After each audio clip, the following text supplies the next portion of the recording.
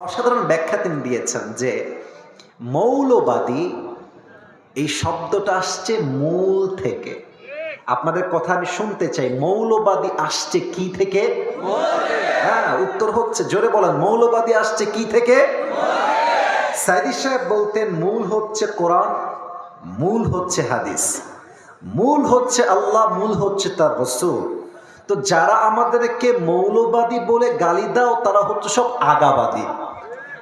এবার নওগাঁর ভাইরা কন্ত দেখি, গাছের আগায় শক্তি বেশি না গোড়ায় শক্তি বেশি?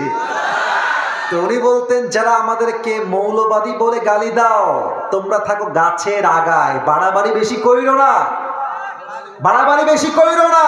গাছের গোড়ার থেকে এক ঝাঁকি দিব, মামুর বাড়ি দিল্লি গিয়ে পড়বা, দিল্লি গিয়েই তো পড়েছে। ওনার প্রত্যেকটা কথা আজকে এই বাংলার জমিনে বাস্তবে রূপ নিয়েছে যুবক ভাইরা।